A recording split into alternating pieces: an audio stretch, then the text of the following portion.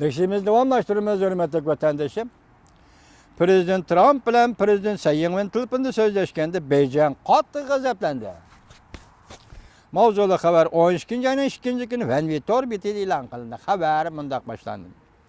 Amerikada nashr qilinadigan davr jurnali Prezident Trumpning Tayvan parokandichiligi mavzulu xabar e'lon qilib, Prezident Trump Amerikada 10 necha yildan beri davomlashib kelayotgan diplomatik qoidalarni buzib tashlab, Tayvan rahbarlari bilan telefonda so'zlashdi. Buningdan Jungo qattiq g'azablendi deb ko'rsatdi. Angliya pul muomala gazeti Prezident Trump bilan Prezident Xi Jinping telefonda so'zlashgan bu xabarni avval oshkorladi.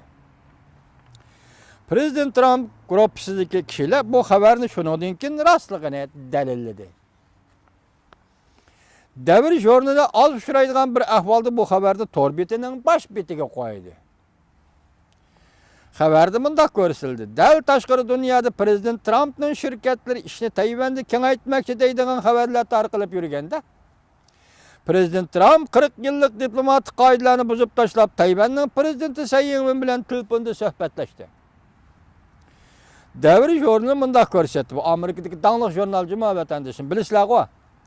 Prezident Trump bilan Prezident Xi Jinpingning telefonda suhbatlashganlik Jungoni xaf qildi. Ranjitdi Jungoni. 1979 yilda hisoblagan Tayvan bilan diplomatik munosabatni uzib mush kunigacha Amerikaning har qanday bir prezidenti Tayvan bilan bundaq aloqa munosabatda bo'lgan emas. Telefonda so'zlashmagan edi. Bu xabar tahlil qilib mundaq ko'rsatildi. Prezident Trump prezident bo'lib saylangandan keyin Tayvanning prezidenti Xi Jinping bilan telefonda so'zlashganligini Amerika matbuotlari bu ish Jungoni xafa qildi.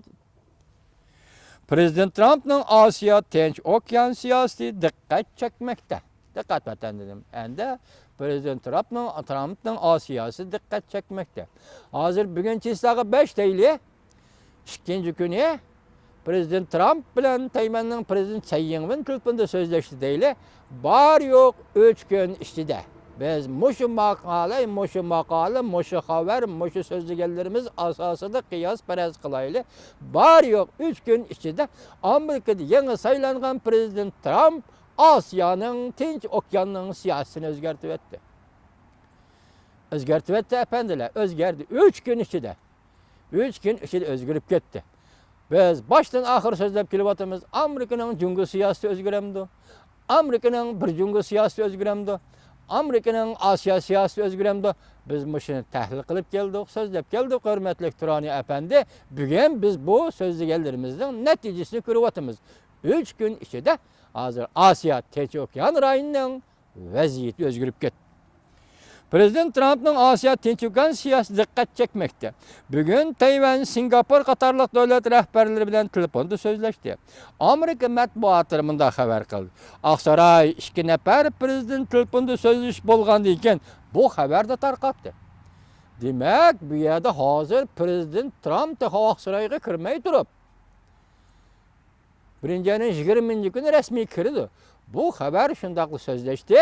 Endilikte bu Oqsaroy tarafdan dalilladi. Bu xabarning rost ekanligini Oqsaroy tarafdan dalilladi. Keyin bu xatar Osiyo ishlari bo'yicha Prezident Trumpning bir necha nafar aqldamonlar mundaq hisobladi. Amerikaning har navbatlik hukumatlar Jungoga moslashish uchun demokratik Tayvan bilan bo'ladigan aloqa munosabatlarni qurbon qilib o'tgan edi. Mana bu gapga diqqat qilaman. Hozir biz boshda aytdik-ku, Prezident Nixon davridan toki Prezident Obama davrigacha Amerikaning har navbatlik hukumatlari Jungoga moslashish uchun demokratik Tayvan bilan bo'ladigan aloqa munosabatlarni qurbon qilib o'tgan edi. Demak, bu yerda bir yakun chiqyapti Turani apandi. Vatandoshim, bu yerda bir yakun chiqyapti. 40 yilni bir qana deyli. Biz alayli Prezident Reagan sizlarga so'zlab kelyapmiz. 87 yil 6 ayning 12-chi Brandenburg ko'chasida so'zlab 89 yil 11 ayning 9-chi Berlin temi o'rildi. Biz bu to'g'ri kelgan so'zlaymiz, davomli so'zlaymiz. Dunyo bu tarixni to'xtamay so'zlaydi ekan, biz ham to'xtamay so'zlaymiz. Chunki u bizning manfaatimiz, Uyg'urning manfaati uyg'un. Vatandaşım, şunu söyleyimiz. Zirikmen bizden tekrarlaşımız siyaset. Bu tekrarlaş degen gap. Aristotel davridan tekrarlanayotgan narsa bu siyaset degandagi bazı hukmli bazı gaplar. Mine şunu tekrarlayayım. Şuna bu yer nime deymiz? Hazır mı dikkat kılın? Amerika'nın her nöbetlik hükümetleri. Cungo'yu maslaş üçün demokratik Tayvan bilen bulduğun alaka münasebetlerini kurban kılıp etken edi. Ama yakın karakterli hulası var. Yakın karakterli hulası. New York Vakt gezisi ve Wall Kutusu gezisi Prezident Trump'ın etrafındaki adamlar tarqatkan haberlerini nakil keltirip munda görsetti. Prezident Trump bilen Prezident Xi Jinping'in sözleşken görünüş haleti uçuk aşkar halda Cungo'nu hakaretligellik bulup hesaplandı. Prompt deydiken bu hakaret işletişkendi İngilizce'de. Cungo'nu hakaretligellik bulup hesaplandı dep görsetti. Wall Kutusu gezisi ikisinden görsetti ki New York Vakt gezisi Prezident Trump'ın Prezident Xi Jinping'in sözleşkenliği bu uçuk aşkar halda Cungo'nu hakaretligellik dep görsetti. New York Vakt gezisi, Wall Kutusu gezisi bu hareket Amerika'nın bir neçe 10 yıl devamlaşkan Tayvan siyasetini büzüp taşıldı. Gomindan mayıncı emas. Yaki Prezident Trump mayıncı ile sözleşmedi. Yaki enadın bırınkı Jiang Jingo ekimidekiler ile sözleşmedi. Dikkat kılın vatandaşım.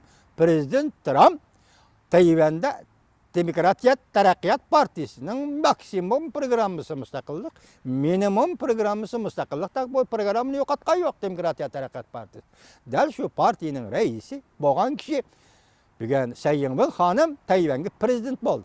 Hozir Amerikaning mushu kunda yangidan saylangan prezidenti Trump apandi tunjulib Xi Jinping xonim bilan telefonda so'zlashdi. Diqqat sizga vatandoshim. Bu mayıncı emas, kayıncı emas. Ya Gomindan'ın kimleri emas. Bu Tayvan'daki partiye, Demokratiyat Taraqqiyat Partisi'den növbetdeki prezident Xi Jinping xonim bilan görüşdü. Bu yerdeki bu noktama hem yakından dikkat kılışınızı ümit qilamiz, hürmetli vatandaşlar.